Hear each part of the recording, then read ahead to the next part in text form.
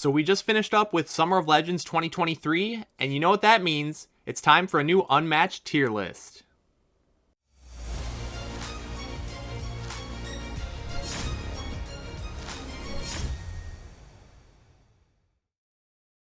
If you're a fan of the channel, consider supporting me on Patreon. For as little as $1 per month, you can help me continue to bring you premier Unmatched content. Unlock exclusive rewards by becoming a patron today.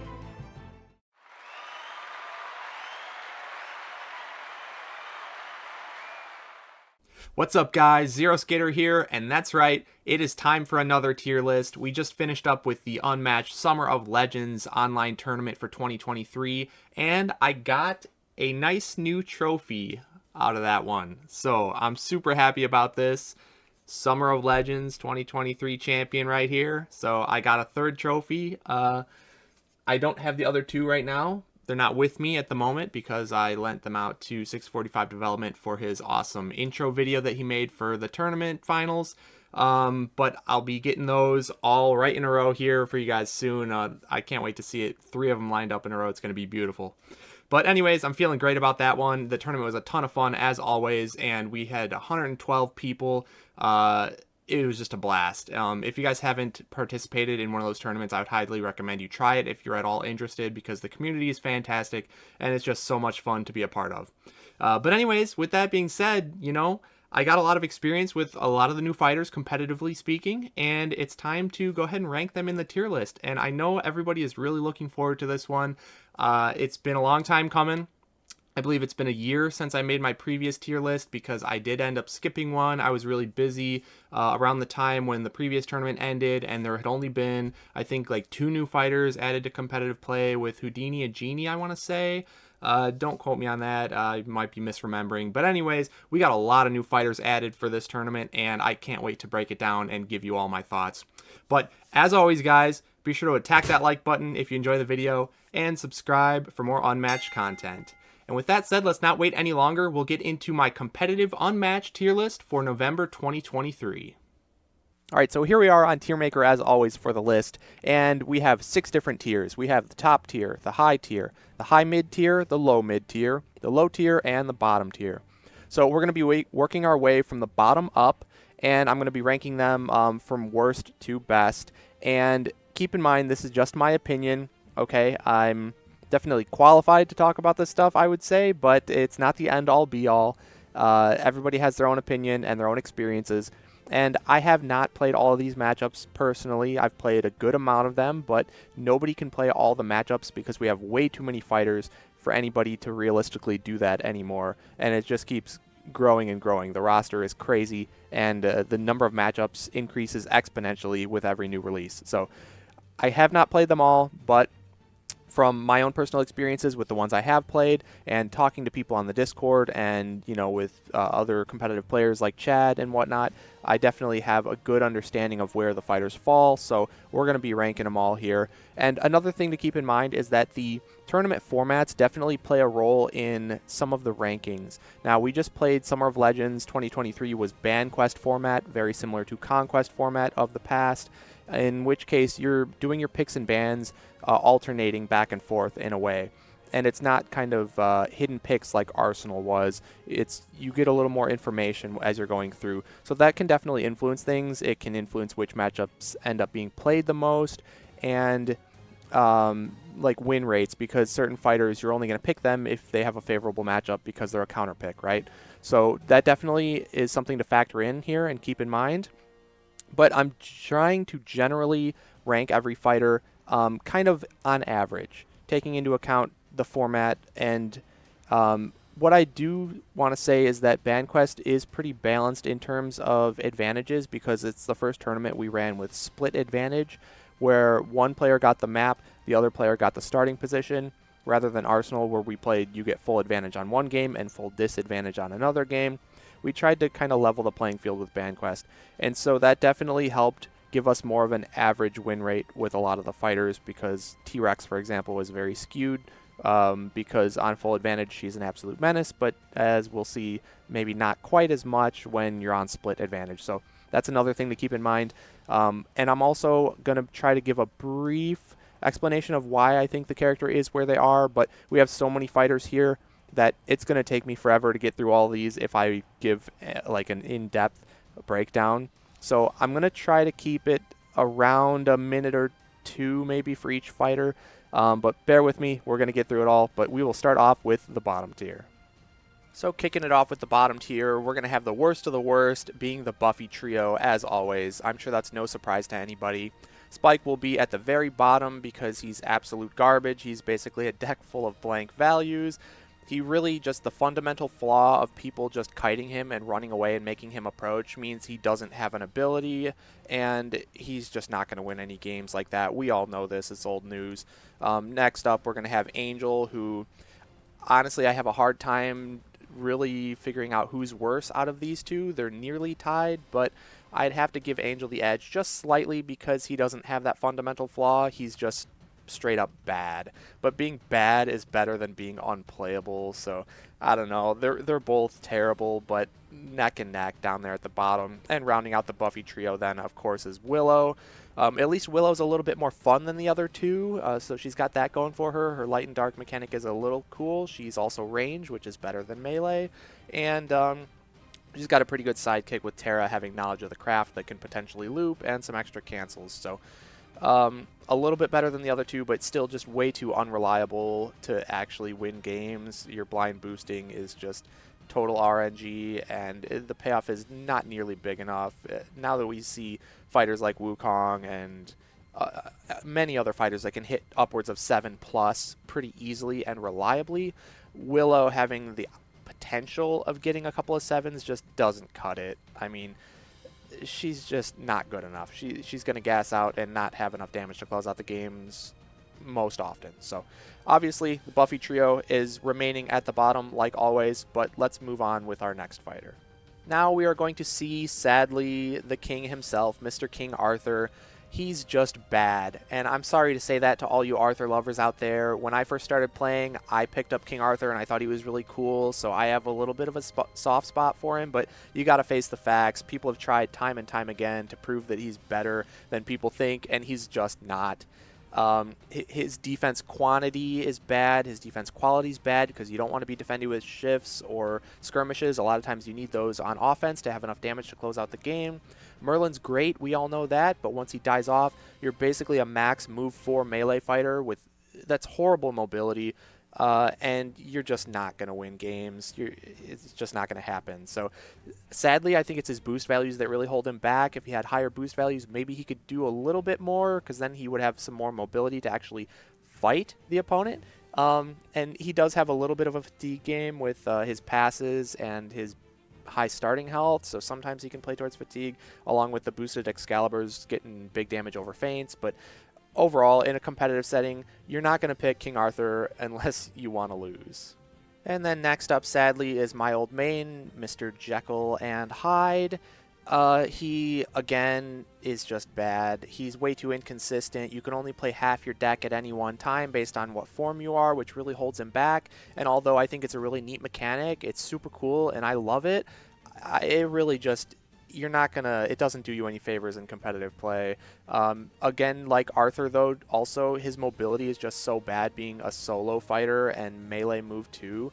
Maybe if he was a move 3 fighter, he might be a little bit better and a little bit more reliable, but the opponent just gets to run away at the proper times, make you waste cards boosting, and every card in his deck is so valuable because, again, if you can only play half your deck at one time, if you boost away with a certain card, well, now you have even less cards available to you, and your options are just so limited at all times. It's horrible. I used to love playing Jekyll and Hyde in the early days because he wasn't so outclassed by everybody, and I didn't feel so restricted, but nowadays playing him just feels so limiting. Like, you really have no freedom of expression with your plays. You're kind of locked into whatever you get, and that's just oftentimes not good enough. So sadly, Jekyll and Hyde are going to remain here in the bottom tier.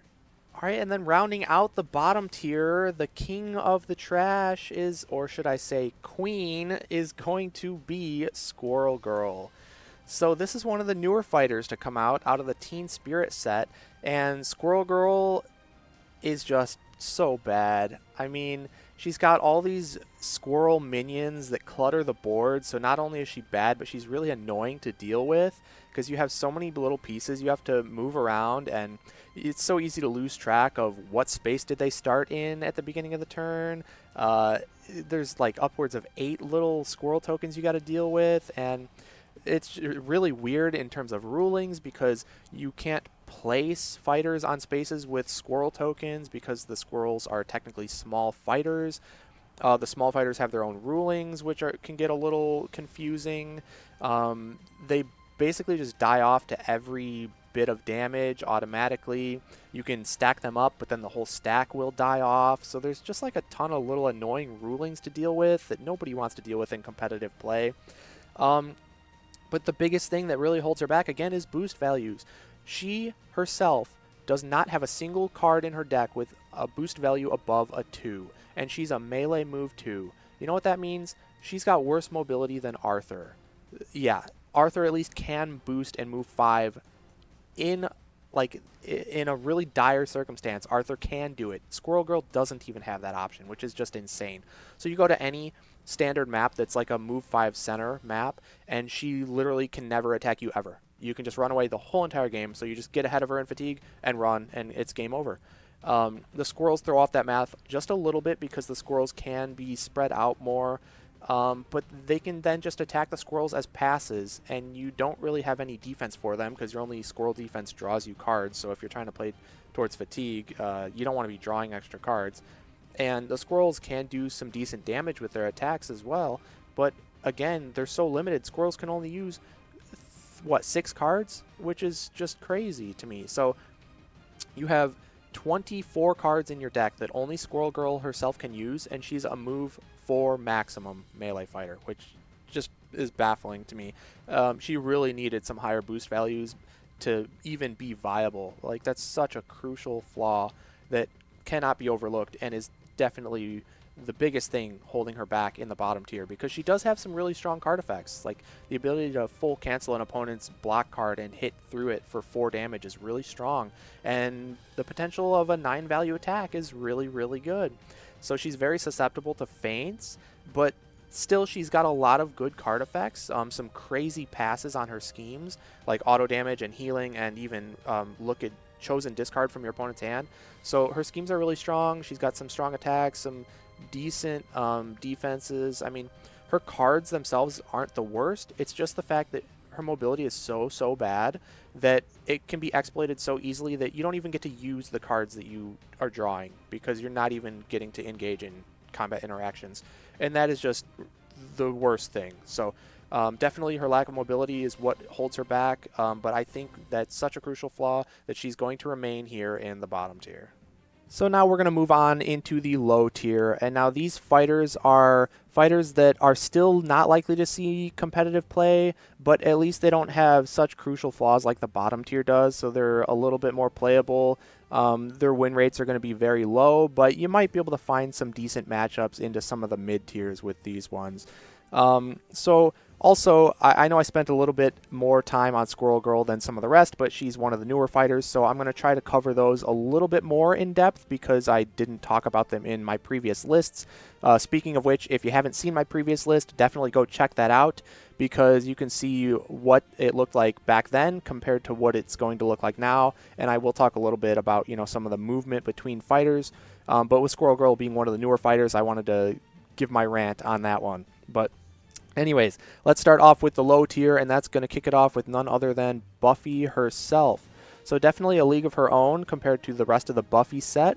Buffy is actually playable. She's not super special, though. That's what I'm going to say. Is like she can play a versatile game because she's got a lot of versatile cards. She's got some AoE, which is area of effect damage, hitting multiple sidekicks around her, so she can deal with 1 health sidekicks really easily. She's got her ability, which also lets her move through sidekicks to reach the hero. She's got some decently strong attacks, a lot of movement effects on her cards, a little bit of healing.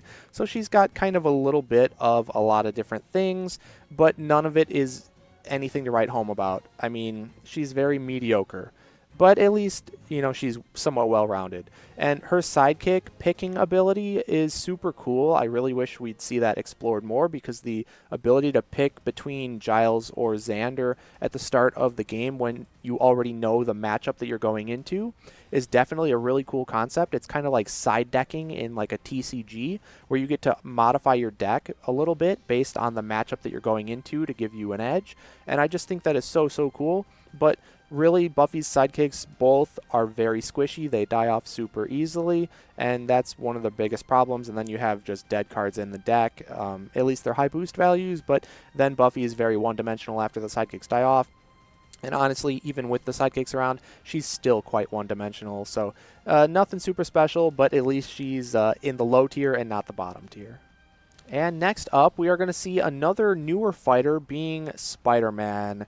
And trust me, everybody, I'm sad too, because Spider-Man is my favorite superhero as well. I know there's a lot of Spider-Man fans out there who might hate me for this, but we got to face the facts. He's just bad. And the reason being is that, and I've talked about this before on some of my other streams or maybe matchup of the month videos and whatnot, but his ability, although it seems really good on paper, it's not enough to make up for the poor quality of his actual deck. Because especially like the high level players in competitive play, that ability doesn't benefit them nearly as much as it would benefit a new or a casual player, because they're already so good at making the right calls on what your opponent is going to play that it really doesn't benefit them that much. Because even if you don't know exactly what your opponent's going to play, you can play around what you think would be the optimal play, and that oftentimes will get you good enough results in your combat interactions. And so Spider-Man's ability doesn't make up for his terrible deck, because his deck is just kind of like a lot of vanilla cards. I mean, his values are okay, but his defenses are pretty trash. He's got a lot of card draw, which he doesn't necessarily want, because that just pushes him towards fatigue, and he's a solo fighter, so he can't really make use of those cards, because all he can do is maneuver and attack every turn. Maneuver, attack, maneuver, attack. That's really all you can do. You're very one-dimensional. You can't deal with one-health sidekicks because you have no AoE effects. So you're just really bad. And it's sad to say, but Spider-Man is going to sit here in the low tier. And then next up, another newer fighter is going to be Cloak and Dagger for the low tier. Now, there are games where Cloak and Dagger just pop off like crazy and OTK you out of nowhere. They throw a Light Force Barrage, a Commanding Impact, a Perfectly Balanced, or whatever that 6 value attack is, and they just kill you in one turn, and you're just like, well, I didn't have the right defenses. And yeah, that can happen. Unfortunately, I know it all too well, but that is so, so rare. On average, this character is garbage, because they only have 2 heroes on the board. 8 health apiece is pretty squishy, so that's much less than Raptors when you add it up, because Raptors have 21 collectively, where these guys have 16, so that's really bad. Their defenses are pretty trash, and the worst part is, once one of them dies off, it shuts off so many card effects in their deck that it's almost just game over from there. Whereas Raptors, at least they still function with less Raptors, they're just not quite as strong, but all of their cards in the deck still do what they need to do, whereas that is not the case for Cloak and Dagger. A lot of their effects are shut down, which is just horrible. And again, the biggest thing, one of them at least, is the boost values. And you're going to hear this time and time again, because boost values are very, very important. It can make or break a fighter many times. So, Cloak and Dagger, they very few boost 3s, and they're a move 2 melee. So again, once one of them dies off, they're one-dimensional. Their mobility is basically Squirrel Girl or King Arthur level, which is so, so bad. And they have a boostable attack, but you can't even make good use of that because your boost values are so bad on average. So that just really hurts them. And so even though they can pop off like crazy, sometimes it's very few and far between. So on average, they're going to sit here in the low tier. And then is going to be my old main, Invisible Man. And it's always sad for me to put him low, but I gotta be real again. No feints is a huge weakness that he's always had that is only going to get worse as time goes on with all the crazy new effects that we see these new fighters have. So not only does he not have cancels, but the maps are not doing him any favors either. If you look at like Sanctum Sanctorum, the new map that just came out in the Brains and Brawn, it's the tightest map we've seen yet. And although Invisible Man has 10 auto damage, which is crazy, he doesn't have a lot of extra damage outside of that. And so in most matchups, you need the help of fatigue to close it out. And you're not going to get to fatigue most likely on a map like Sanctum or Raptor Paddock. You know, the list of tight maps is growing, and it's not doing him any favors. So that really hurts him. He's got maybe a couple of playable matchups in some of the newer fighters. Like I've heard She-Hulk is pretty decent, and I can see that one. But maybe Winter Soldier as well. But overall, he just struggles with a lot of the newer fighters that are coming out. So he's going to sit here in the low tier. Okay, next up, it brings me great joy to put Dr. Sattler next up in the low tier. And I know there's been a bit of a Sattler hype train here and there, but I got to shut that down real quick. Come on, face the facts. She is just awful. She's a melee move too. Once Malcolm dies off, it's pretty much game over because your insight placement goes down and your mobility goes down because, again, boost values are so important. And yeah, you have a decent number of 3 boosts, but they're often on like your strongest cards that you really want to be using, and you don't want to be getting rid of them. So there are also a handful of maps where you can just run away from her and she can't really do anything about it, and she's just too one-dimensional once Malcolm dies off. And if you can play around her insight properly and feint at the right times, she really can't do anything. She has no feint punishes because there's no printed values above a 3, and so you can just feint whenever it's a good time to do so, and you got nothing to worry about. There's no mind games to it, so she's just bad. She was a little bit better. Maybe the hype train was because of how well she does against T-Rex in Arsenal format and whatnot, but overall, on average, she's just terrible, and so she's going to sit here in the low tier. And now we're going to see the last of the Teen Spirit fighters in the low tier being Miss Marvel. So Miss Marvel, I got to give a little bit of respect because on certain maps, she can do some pretty cool things. Her ability is insanely strong, moving that extra space and being able to attack from 2 away. The kind of pseudo range is very, very good. And she has some really, really hard-hitting attacks. She's got decent mobility. But again, that's on certain maps. And on other maps where she's not so good on, she's very vanilla. And being a solo fighter, no sidekicks, pretty one-dimensional, she's just not good enough to hang with the big boys outside of the low tier. So she's easily the best and most consistent of all of the Teen Spirit fighters. And if you put her on like a map like Raptor Paddock, she jumps up a tier or 2, I gotta say. She's a formidable foe at that point for sure. But again, we're talking on average, and that's not always the case, so she's going to sit here in the low tier. I don't know if that's ever going to change because as new maps come out, tournament formats always have some kind of agency in players selecting the map, right? And so if you know that you get a map pick, sure, you could go with Miss Marvel and be a pretty decent fighter, but then the opponent can go with somebody who's good against Miss Marvel most often, right?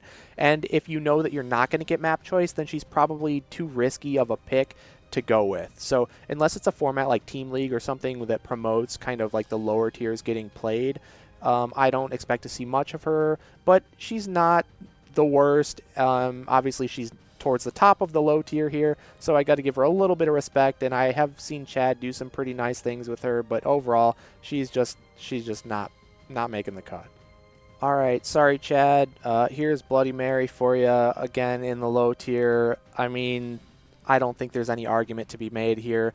She struggles just fundamentally because her ability is inconsistent, because when you have 3 cards in your hand, you're left to the mercy of what you are top decking, basically. You don't have a lot of options because you only have 3 cards. And so although that's really, really powerful to get a third action, it's hard to set up at the proper times because your opponent is obviously going to be playing around it by attacking you when you're at 3 to knock a card out of your hand or make you take undefended damage. Or when you're at 4 cards, they're just not going to attack you. So it's really easy for the opponent to play around it, for one thing. And for 2, it's, even if you're getting it, I mean, it's just inconsistent. And you might not like have a good payoff for your third action when you actually get your ability, and so that's really terrible. And even if you get your ability, it's so telegraphed because it has to be on the third action attack that they can just feint at that time. And sure, maybe you baited the feint, you got a 4 over the feint, got 2 damage, and retained one of your third action attacks, but the problem is you don't get enough third actions to even make use of that third action attack that you held on to. Like, yeah, you made a great play, but are you even going to get an opportunity to use that card that you held back when you baited the feint. So I don't know. Very inconsistent, super cool theme. The theme is amazing. She's a lot of fun to play as well, and obviously a lot better than all these other characters we've seen so far. And she does have some decent, like, higher tier matchups, like Bigfoot she can actually handle, which is very surprising, and I mean, that's super cool, and it's a lot of fun. So, also, Yananga, obviously. Bloody Mary is one of the biggest Yananga counters, which is terrifying for me, but you don't see that come up too much because she struggles into a lot of the other higher tiers. So, a select few she can handle, but overall, Bloody Mary is going to sit here in the low tier. And we have made it to the final fighter in the low tier. So sorry, Taylor, for this one. Baked Goods, we're putting Bullseye in the low tier. And the thing is with Bullseye is he can be crazy explosive sometimes and really pop off and kill you, kind of like Cloak and Dagger does. But again, it's so inconsistent and it's very map dependent as well. And although Bullseye can do pretty well on most maps, there are a select few where he's really going to struggle because even though he can hit from 5 away, if your center of the map doesn't reach in 5, then that's a big problem for him.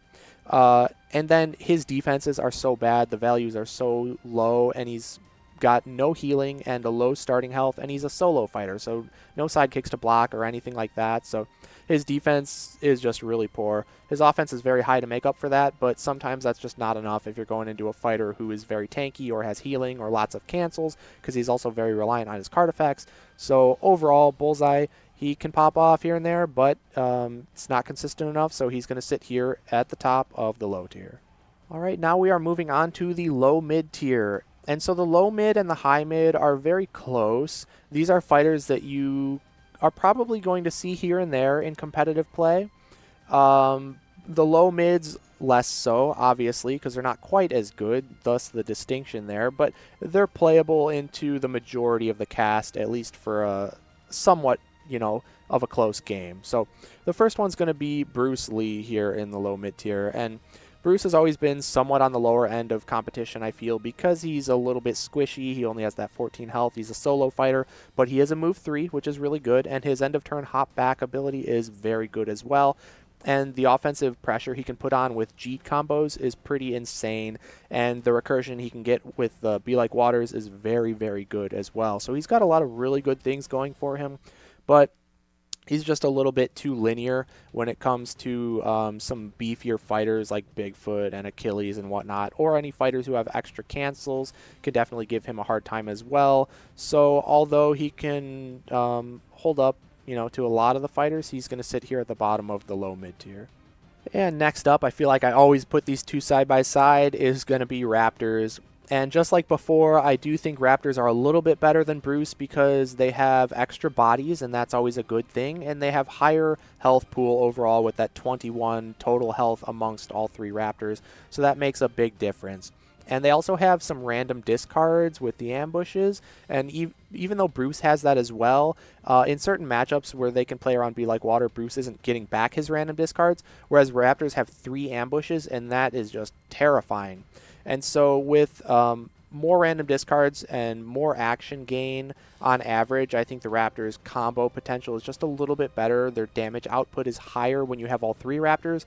Obviously, that goes down really quickly when they start dying off, and one Raptor or one Bruce, obviously Bruce is better, but collectively, I think Raptors are just a little bit better than Bruce, even though they're a very similar archetype in fighter. They're both combo heavy, they're both very aggressive, but they can play a bit of a long game if they get an early lead and then utilize, their high mobility to kind of back off at the right times and force the opponent to approach them. And maybe you can play a little bit towards fatigue there, but it's not generally the game plan. But overall, Raptors can kind of win any matchup, kind of just like Bruce with that combo pop-off capability.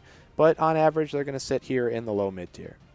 Okay, this next one may surprise a lot of people, but I'm going to put Sinbad here in the low mid tier. And maybe I'm wrong on this, but I just have not been very impressed with Sinbad as of late. We all know that he's the best counter to Yananga, but in any competitive format, when you can avoid that with bans or whatever the case may be, Sinbad really just doesn't have a lot of good uses. He's also one of the best counters to Little Red, but Little Red sees less competitive play nowadays than she used to, so that's a little less relevant.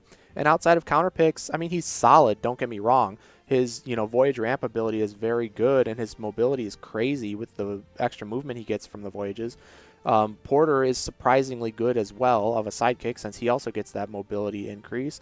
So he's definitely solid, but he's just very linear. He just maneuvers and attacks you every turn. That's kind of all he can do.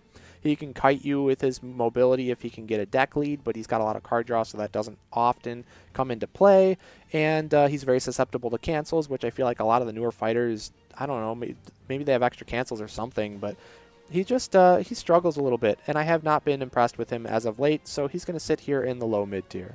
And then just above Sinbad, we're going to have Beowulf. So I feel like Beowulf just has a little bit more options than Sinbad does, because he's got some random discards, which are really good. He's got some huge hard-hitting attacks that get over feints with Heirloom that can't be canceled. He's got some extra high-value defenses with War King if he needs it into certain matchups, like maybe Dracula or something. Or maybe Wukong, I don't know. He's just overall, he's got more of a fatigue game than Sinbad, which I think is what really gives him the edge here. But I also have not been very impressed with Bayo as of late, because I just think a lot of the newer fighters give him some trouble. And so maybe I'm wrong on that. And he's not a bad fighter by any means. Low mid is not that bad. It's around middle of the pack, but just a little bit on the lower half. So I'd like to see some more Beowulf play, but he's also just so unpopular in tournaments that you don't really get much data on him. So I don't really have much else to go off of, but yeah, I just haven't been very impressed. So Beo's going to sit here in the low mid tier for now.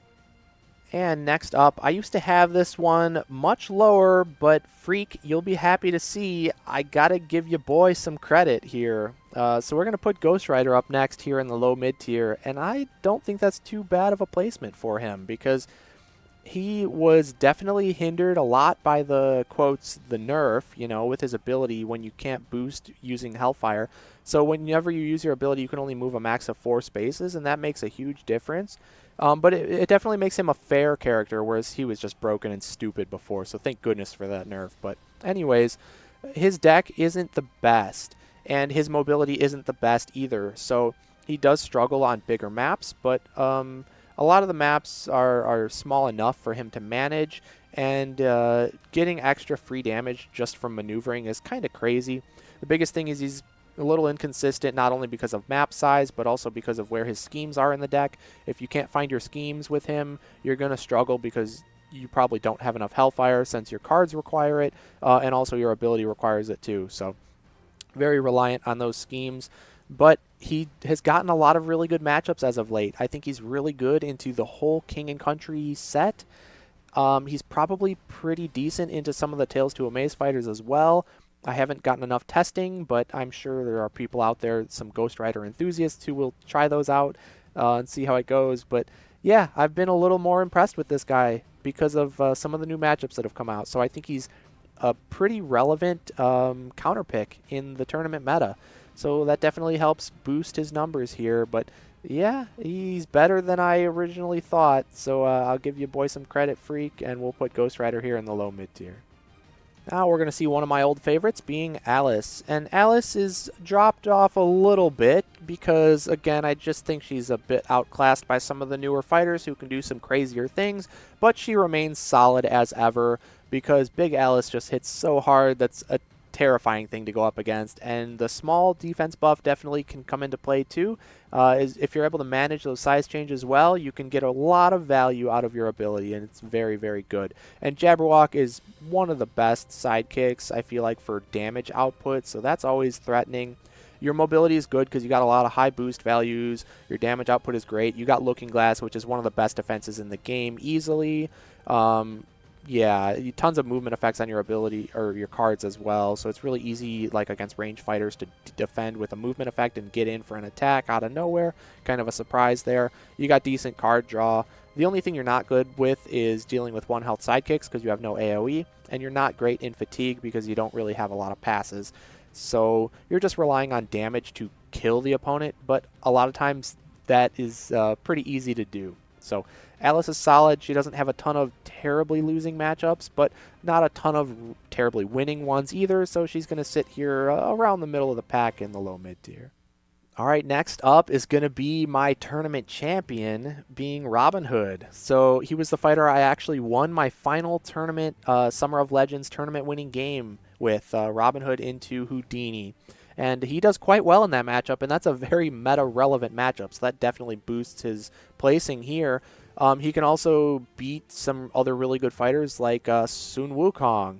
So that's another really meta-relevant matchup. He can also beat Achilles. He can also beat Moon Knight. So he does quite well into a lot of the higher tier fighters. So you got to give him a little bit of respect. He's definitely not quite as good as he used to be in the old days because, again, he's just been outclassed in a lot of ways. His defenses have always been poor value, so anybody who hits really hard, who can actually reach him, are going to deal a ton of damage, and he's only got 13 starting health, no healing, so that defensively, he's not good. He relies on the Outlaws to body block, but there's been a lot of fighters being released that have very good AoE effects. Fighters like Ghost Rider who can run right through them, Yananga with Stallion Charge, Daredevil with Through Adversity, or ranged fighters that can shoot right over them. I mean, we're just seeing a lot of ways to deal with one health sidekicks. Maybe that's part of a design philosophy where they realize that one health sidekicks are very annoying and hard to deal with for a lot of fighters, so they're giving newer fighters a lot of tools to combat that, and that that happens to hurt Robin Hood as well. So it's a little unfortunate, but it is what it is. He's still not bad. He's got his matchups. He won me my Summer of Legends, so I can't be mad at him. So Robin's going to sit here near the top of the low mid tier. And rounding out the low mid tier at the top here is going to be Black Panther. So Black Panther is one of the newer fighters to come out in the King and Country set, and I think that set is very good overall. It's my favorite Marvel set easily. I think all the fighters are definitely meta-relevant. Black Panther was very feared when he first came out. People thought he might be a problem because he can steal so many of your cards, and that's huge in terms of fatigue. And he's also got some crazy strong attacks like Wakanda Forever, hitting for just massive, massive values.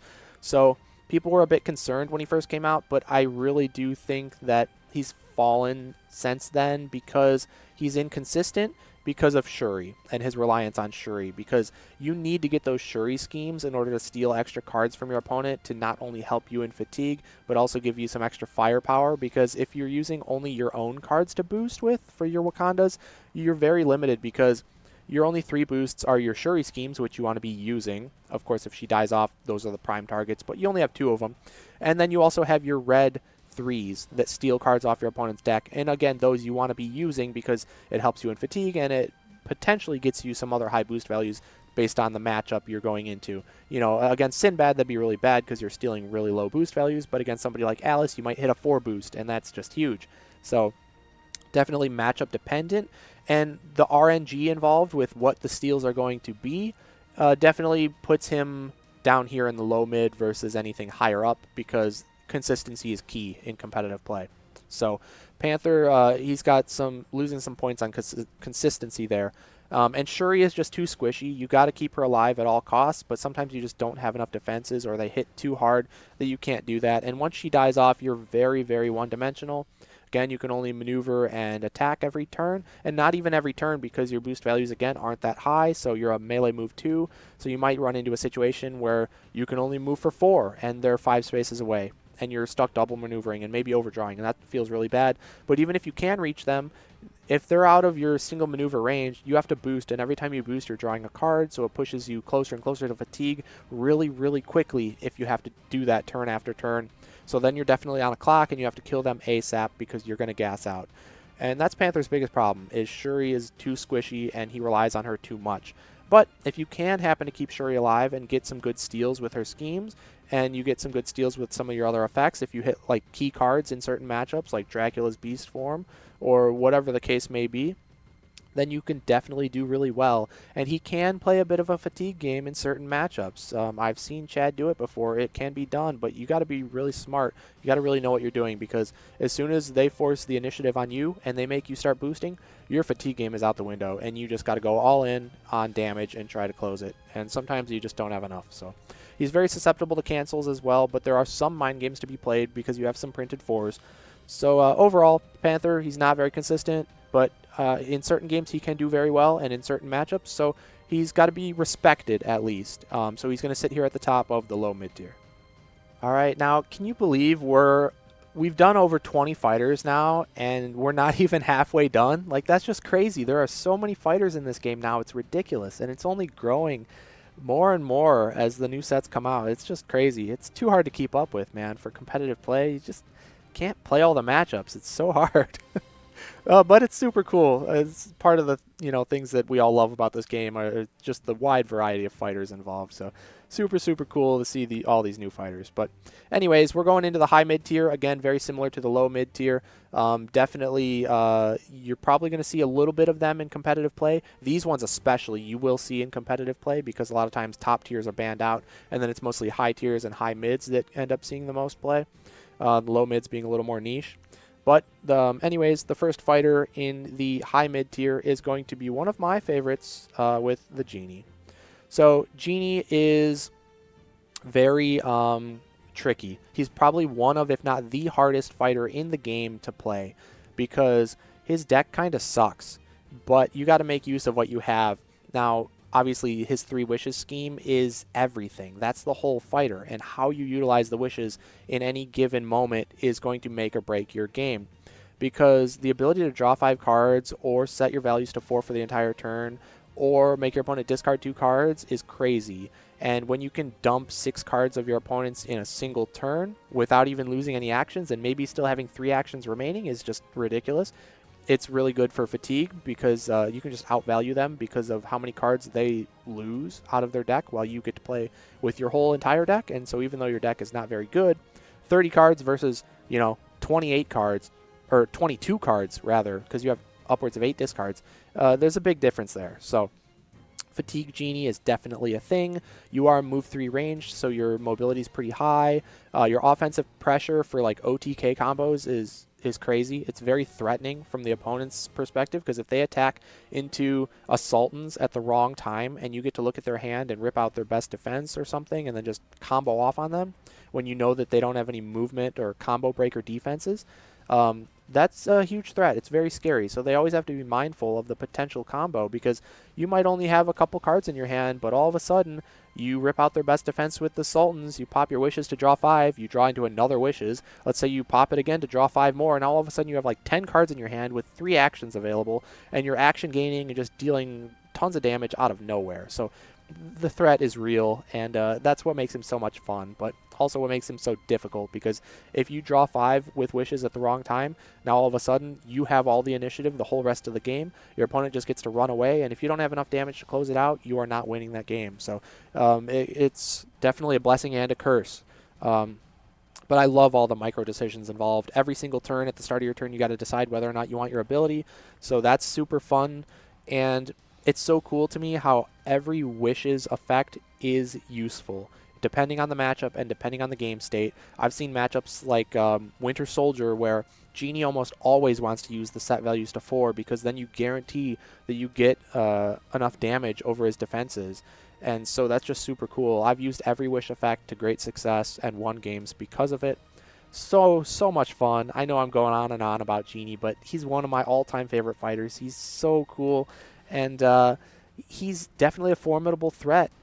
He's not super meta relevant because of how difficult he is to play, but if you're up against a good Genie, I would be very, very cautious because he can do quite well into many of the top tiers. I think he can beat Sherlock, and he can beat Medusa, and he can beat Elektra, and he beats Wukong, and he can beat Yananga. I mean, come on, he can beat T-Rex. There's just so many fighters that are like at the top tiers that he can beat, and that's scary.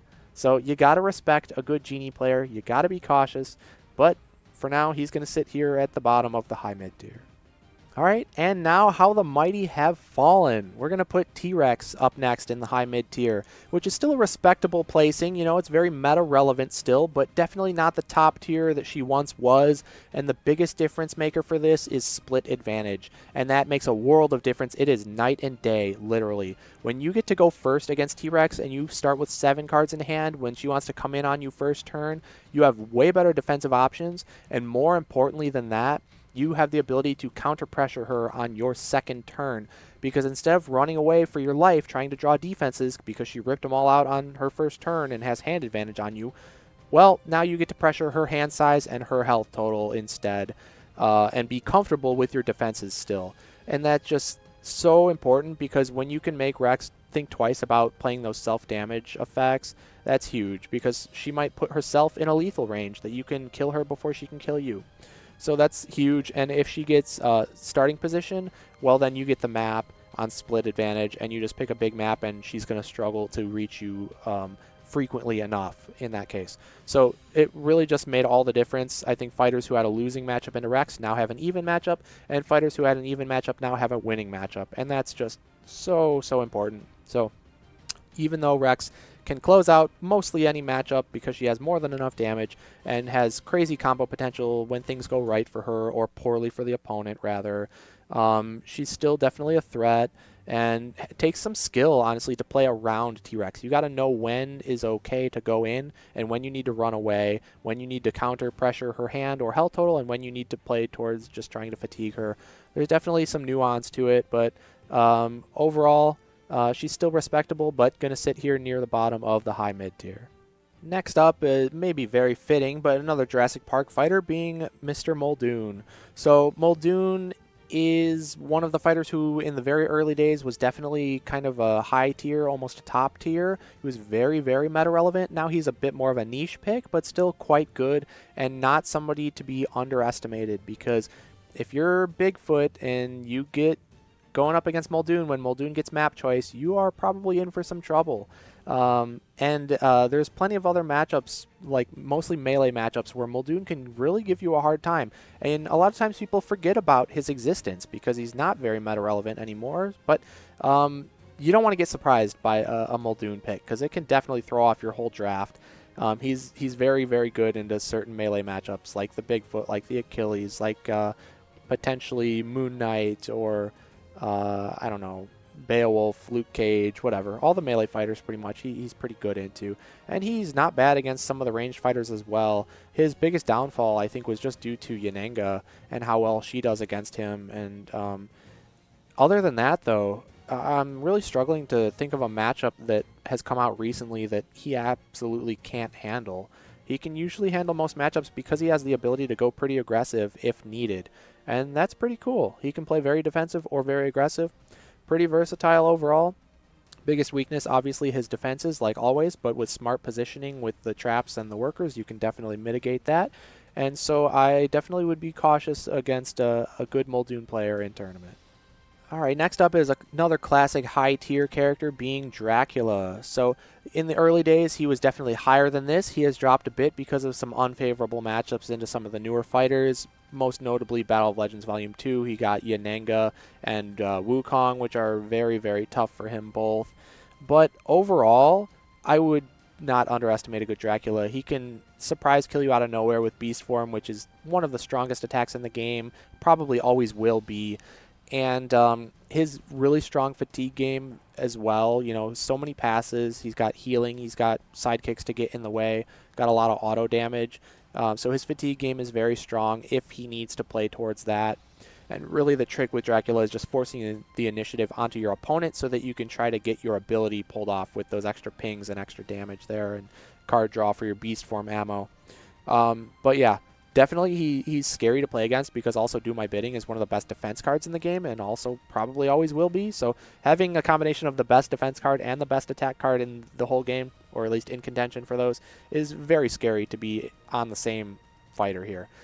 So definitely always a threat in most matchups, so be cautious. Dracula remains relevant here in the high mid tier. And then we're going to have Little Red Riding Hood, who has definitely fallen from grace. I had her at one point in the actual top tier, but a lot of the newer fighters have given her some trouble, most notably Achilles, Moon Knight. Those are some of the bigger ones, usually the big brawler type characters. Luke Cage as well. They can definitely give Red some trouble. But she's just got so many good effects, you know, with all that auto damage and the random discards and the healing and so many crazy cards, that she can, I feel like, never go much lower than this, because she's always going to have some spot in the meta if you're a good red player, because the mind games you can play are huge. If you saw my game, my semifinal game against TDC Jason in Summer of Legends 23, it was an insane red versus Daredevil game. I thought I was completely out of it. I had given up mentally, but I clawed my way back in. Some interactions went in my favor, and I was able to pull out the win in the end, just barely. So pretty crazy what red can do when things go her way and when her basket items are lining up properly. It's crazy. And again, just the mind games are huge with this character, so it's a ton of fun as well. So again, I don't see her dropping much further than this ever. She's always going to be somewhat relevant, so she's going to sit here in the middle of the high mid tier. And next up is one of the newer fighters, being Winter Soldier. So this guy, man, was he scary. When he first came out, people were in an uproar. They all thought he was going to be S tier, broken, because he can go infinite. And unlike Daredevil, his infinite recursion cannot be canceled because of his ability. And that just sounds so good on paper. He also has infinite healing that he can recur with the Born in the Barracks. But it doesn't work out that way in practice. I mean, it definitely can in some games, and those games feel really, really bad. Exhibit A being my Robin Hood game in the grand finals of Summer of Legends 2023, where I was up against Winter Soldier, and I got absolutely obliterated, got my soul crushed. That felt really bad. But most matchups don't go that way, because he just really has... Floam says it best, and he says he has anti-pressure, which is just so funny, and I totally agree, because a lot of his attacks, they give advantages to your opponent. Like his big 6 value attack lets your opponent draw a card, and that's a huge tempo swing. When your health is only 15 starting, and if you're not able to get healing with barracks, which is very unreliable because you have to win combat with a 3 value attack, your health can deplete pretty quickly. And so giving your opponent extra cards to pressure you, you might just not have the proper defenses. Like if you're forced to defend with a reprogram, yeah, you get your cycling, but you used a blank 2 value defense basically. And if you got hit with a 5 over that, and you took 3 damage, well, that's a huge chunk of your health gone, like 20%, right? 1/5 of your health gone right there. And that's just huge. So you definitely need to be running away a lot if you're trying to play towards fatigue, and that puts you at the mercy of your card draw, what defenses you happen to get at the right time. There's also like his big 5 value defense that makes you discard 2 random cards. That can hurt you a lot of times if you have to play it at a suboptimal moment. There's obviously times where you play it really low hand and you actually gain cards out of that, and it feels like the best card in the world, but that doesn't always happen that way. And there are matchups where you need to pressure your opponent as Winter Soldier and play to kill them rather than playing to fatigue, which is really cool. I think that's very dynamic, and he is very skill intensive, because you got to know when you can play towards fatigue and when you got to be aggressive and try to go for the kill instead. And I just think that's super cool. So I have a bit more respect for him than I definitely started off having. I thought he was going to be another D-gen like Daredevil, but he's really not that bad. He can be sometimes, but overall, I think he's somebody to be aware of in the meta. Don't leave yourself open to a hard counter pick from him, because he does very well against somebody like Medusa. So be careful, be cautious when you're drafting, but overall, I don't think he's a problem like everybody thought he was going to be, and so he's going to sit here near the top of the high mid tier. Okay, finally, rounding out the high mid tier is going to be Luke Cage. So a lot of people think Luke Cage is broken, but I got to argue that he's really not. I mean, there are games where he feels really, really good when things go his way, but there's also plenty of games where you have all blues when you needed reds, or all reds when you needed blues. And that's just by design, because his deck composition is very polarized, because if they gave him too many versatiles with his ability adding a +2 damage mitigation onto every combat, it'd be too good defensively. You'd never be able to get through his health total, right? So I get why they do that, and I think it's fair and it's balanced. So although he can feel a little bad in certain scenarios, in my experience I've had that more often than not, so I'm not a big fan myself, but overall he's pretty balanced and relatively consistent. He can play towards fatigue because he's got Trash Talks, which are great cancels. He's got Still Standing, which can be in theory an infinite cycle, but it's a fair way to do the infinite because you have to win combat with a 4 value attack, which there's plenty of ways to stop it, being either a max value block like a skirmish or a feint to cancel the recursion, and you don't even have to try to start stopping the chain until you see the first still standing in the discard pile. Then is when you start trying to cancel the second one. And so definitely you can play around it. It's very fair, very balanced.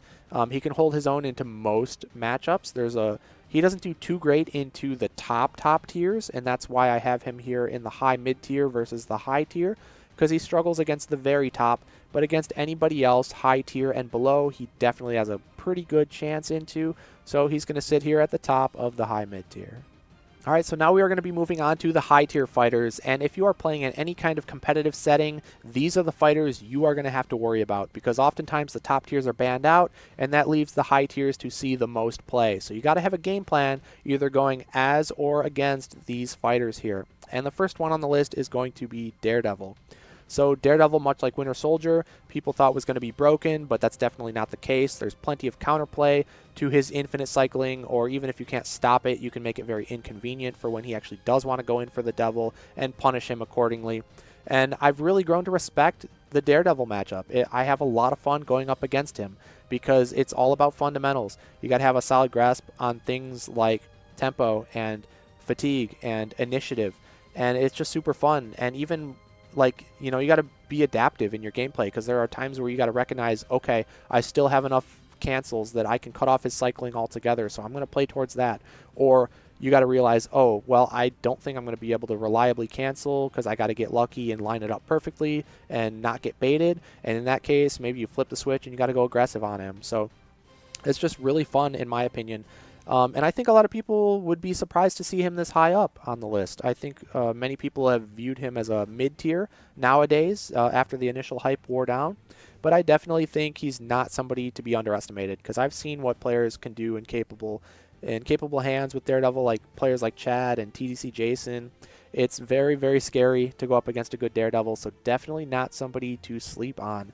He struggles somewhat into some of the very top tiers, like Sherlock, most notably, and Bigfoot to some extent, but he can also do very well into some of them, like Medusa. I think he straight up is a Medusa counter. So be very cautious, just like Winter Soldier. Very similar archetype with the infinite recursion characters. So they kind of have similar matchup spreads, but I think Daredevil is just a little bit more reliable than Winter Soldier, believe it or not, because he's got more reliable healing that doesn't rely on winning combat, and he also has better mobility, which I think is really, really important. So I think Daredevil is just a little bit better than Winter Soldier, so he's going to sit here at the bottom of the high tier. And this next one on the list, I had a lot of debate internally about where I really want to put this one, but it's going to be Sun Wukong. And so my reasoning is that, yes, there are games and matchups where he honestly is one of the most broken fighters in the game, but that's not every matchup. And as we see more and more fighters released, most of them can handle Wukong, surprisingly. So I don't know if that's a design philosophy or what, but he's just overall, on average, he's not as broken as people think. If you play Alice into him or Bigfoot, yeah, good luck. I mean, you're going to have a miserable time. But again, that's like a handful of fighters, whereas most of them can at least put up a fight. And even against matchups that, fighters can fight Wukong, he's still a threat, because then it becomes not a game of I'm going to sit behind the clone wall and never get attacked, but it becomes an actual back and forth game of Unmatched, which is, what we all want. That's a lot of fun.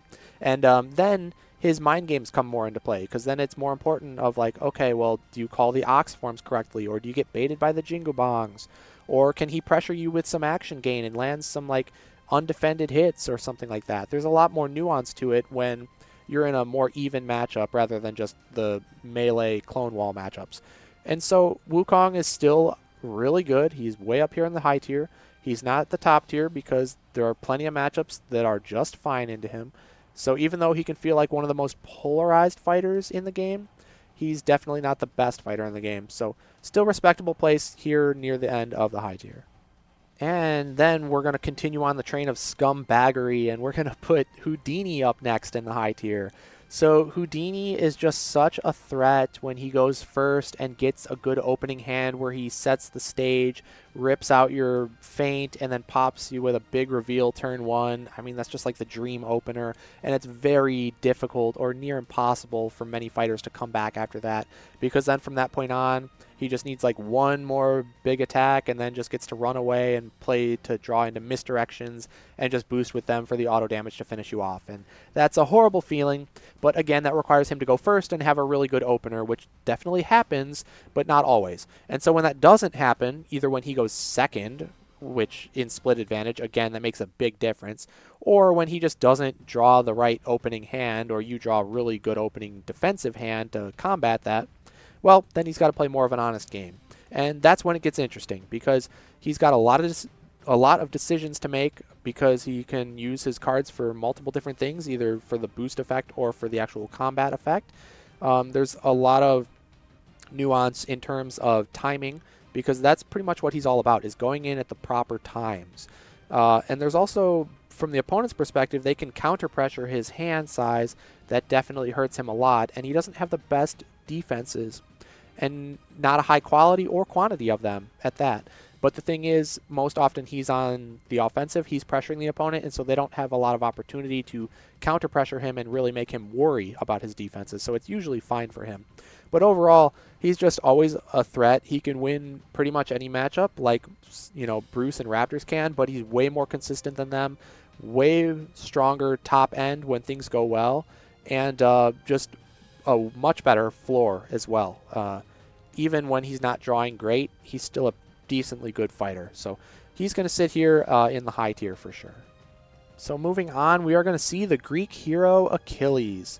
Now, Achilles was very, very popular in the most recent couple of tournaments. He's really just so solid overall. I mean, he never feels like a bad pick in the draft, and he always feels like he has a chance in any game because he's just that solid. He definitely deserves a spot here in the high tier. I mean, there are certain matchups like Wukong gives him a lot of trouble, but after the new rulings change, actually, regarding the double attacks, he's got much better of a chance into that matchup, actually, because Wily fighting, if the clone hits with Ryu Jingubong into a Wily fighting and it dies off from that first attack, the second attack doesn't trigger anymore because the attacker is defeated. And so that really does help him out there. And obviously, you're not going to want to do Achilles into like Electra or even like Sherlock, but he can handle Bigfoot decently well. He can handle Yanenga decently well. He's pretty good into Houdini. He can kind of stomp Luke Cage. He's just really solid overall. He doesn't struggle into a lot of matchups, and I don't know, he's just always a threat. So you got to be careful, especially if he gets map pick and goes to a tight map. You better hope that Patroclus doesn't die off early, or else Achilles is just going to be a rage monster and just beat you down really quick and really easily. So definitely his weakness is fatigue. That is his true Achilles heel, is fatiguing him out. But in order to do that, you got to have a big map. You got to hope Pat stays alive for quite some time. And you got to hope the combat interactions go your way, because sometimes you just don't call it right and you get mega punished. So it's really hard to play around Achilles overall. So he's going to sit up here comfortably in the middle of the high tiers. All right, so we're getting up there near the top, and the next one is going to be one of my newest favorites, being Black Widow. So again, some people might be a little bit surprised to see her this high, but do not underestimate Black Widow. She is very, very good. Through my testing, I have only found a couple of matchups that I'm really scared of.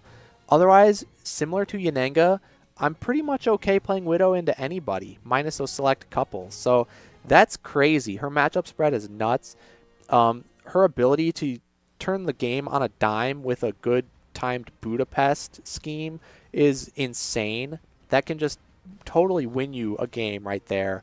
Also, she can play towards fatigue really well, because her schemes, they do become passes if you've drawn all of them out of the deck, and they're crazy good passes. And not only that, but you have Maria, who can add those schemes back to your deck to increase the deck size and give you more potential passes in the late game. That's crazy. You have really good defensive options, having the swaps with Maria, and Maria being a body blocker and having her own revive defense is crazy. You have extra after combat cancels with your caught in a webs, so your defensive package is really solid. So even though you only have 13 starting health, you can generally mitigate that just fine. Maria is just such a good sidekick also. And then the the tempo that Black Widow can get with her attacks, like the Widow's Bite, the 4-value red that makes them discard a card, is insane. The Fake Out is actually such a threat for the opponent because it's like a regroup that gains you an action so you can attack again immediately with something like the Widow's Bite. So you bait out their big defense with the Fake Out, and then you hit over their next defense because they thought that was the end of your turn. So they throw the big one because then they're just going to maybe maneuver away or do whatever they do. And all of a sudden, they're forced to defend suboptimally because you got a surprise action gain. And then they got to discard an extra card from the Widow's Bite, and you just have massive tempo advantage. And that's just crazy, the pressure you can put on them. You're also double ranged with you and Maria, so ranged is really good. So there's just so many things Widow has going for her, and she's so dang versatile. She doesn't really hard lose like any matchups. There's only a couple of them. Maybe like, I don't know, Bigfoot and Ghost Rider are two of the hardest ones I can think of. And other than that, she can beat even the top tiers. Even like Medusa, she handles just fine, and Sherlock, it's just crazy. So Widow is definitely a threat, but she's very difficult to play. So you don't necessarily have to worry about her too much in tournament unless you know the opponent's capabilities with the character, because an average Widow is definitely much worse than an experienced Widow. Same can be said for many fighters, but I think it's amplified with a character like Black Widow because there's so many important little decisions, and positioning especially is very, very crucial for her. So there's a lot to think about with her, but she's definitely strong and deserves her place near the higher end of the high tiers. All right, this next character I despise. I can't stand this character. I wish they were never released. It's going to be She-Hulk. I don't know. She-Hulk is just so annoying to deal with. Lady Justice is such a stupid card. Being able to rip a card out of your decks, so that's like massive in fatigue, but not only that, but it gets to eat up the boost value for twice of that as a defense value. So it's, on average, it's like a 4-value defense, which is a max value block that also rips a card out of your opponent's deck. That's just ridiculous. Come on. That ability also being able to chuck cards for extra free auto damage is crazy. You have Savage She-Hulk, which is a potential 9-value attack or a 3 auto damage throw. Or you have Omega level threat, which is a 5-value that discards 2 unless it's max value blocked. It's just ridiculous. You got auto damage, which green energy is like a savagery plus because it's a versatile savagery, which is absolutely insane. You have offensive 4-value cancels, or if you want to use it on defensively, you can still do that just fine because, yeah, it's only one more value less than a feint, which is not a big deal, and you have 20 starting health. 20 starting health is probably my biggest complaint about this character other than Lady Justice, because 20 is just stupid. I mean, come on, you even have some healing in the deck, so that's upwards of 24. So it's just crazy. I thought she was going to be like Spike and have that problem where people just run away from you the whole game, make you approach, and then your attacks are not threatening, but that's just not the case. I was so wrong about that. It's crazy. Even on bigger maps, she has plenty of mobility with her schemes. And not only that, but she has such a high starting health, like I said, 20 health, that makes it so even if you try to play fatigue against her, she might just be winning in fatigue because she can afford extra fatigue damage because of that starting health. That's just ridiculous. And not only that, but she's got Sensational even to help her out. So if she wins some combats with that, gets even a little bit ahead in deck count, now you've got the initiative put on you for the rest of the game. You have to approach her, and that's exactly what she wants, because then she can chuck stuff at you with their ability for free damage, and then just smack you with things like Savage, and the mind games there are huge. Whether or not you want to feint the Savage, take 1, or then you end up feinting even a Sensational for 2, or a Savage, not Savage, but Omega level and take 3. It's just stupid. The character's dumb. She's not quite top tier because there are fighters who can handle her pretty well, like Luke Cage does really well against her. Genie can actually do okay. I've heard Little Red does okay. I think Achilles can do fine. So there are fighters who can handle her, but on average, she's just so annoying to play against, regardless of the matchup. So, yeah, I hate her, but I gotta respect her power level. She's definitely up here towards the top of the high tier. I think as we've seen some of the newer fighters coming out, like in Tales to Amaze, they can do pretty well against She-Hulk. So we might see her drop a little bit, but as of right now, she definitely deserves her spot here near the top end of the high tiers. And now we have made it to the top of the high tier. The best of the best in this tier is going to be Moon Knight.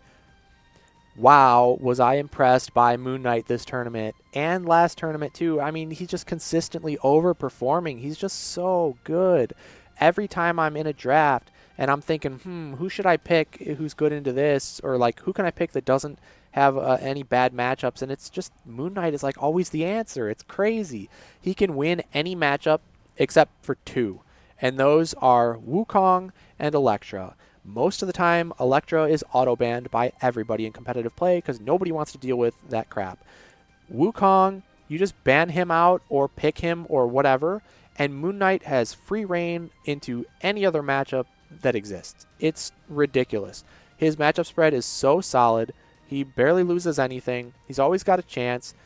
Now, with that said, he's kind of like Yanenga, where he doesn't win by really large margins. So he's also very difficult to play. So you have to be good at piloting him. But if you are, you can comfortably just take him into anything, basically, other than the two matchups I listed, being Wukong and Elektra. So, wow, Moon Knight is just so dang good.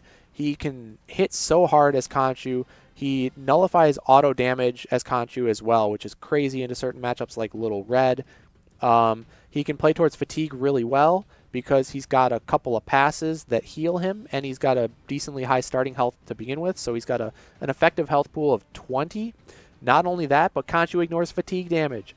That's ridiculous. Who does that, right? So if you make it to the end of the game as Moon Knight and you get a Khonshu turn, that's 4 damage saved. That's like healing 4. That makes you like an effective 24 health. That's ridiculous.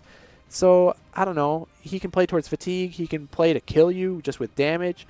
He's got really good defensive power with Mr. Knight giving you the +1 buff and being able to set up defenses like, I think it's past and present intermingle. It's the one that gets buffed by the boost value of your discard pile. So that can be like easily a 5 value defense on Mr. Knight turns, or even a 4 value defense on any other turn, which again is a max value block. So you can't complain about that. So he's just super solid, but he's not broken. He's not broken. He's very, very balanced, which is just insane. But because of his matchup spread and his consistency, like most of his deck is purples. He's got 4 schemes, and he's got, 6 reds. So 2/3 of his deck are purples. That's pretty dang good. So you almost always have defenses when you need it. You can attack with so many cards that are very good as Khonshu. You just got to play a solid game. It's very tempo-oriented, very much based on initiative, and all the fundamentals of Unmatched.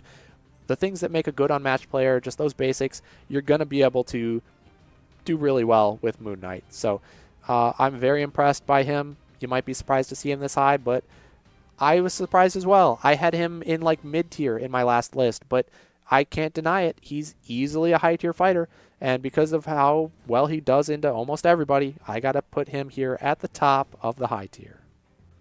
All right, so by now we have made it to the top tier, finally, right? And you're probably sitting there thinking, wow, all of Tales to Amaze you're putting in the top tier? No, I'm not. Okay, I'm not going to be ranking them on the tier list here.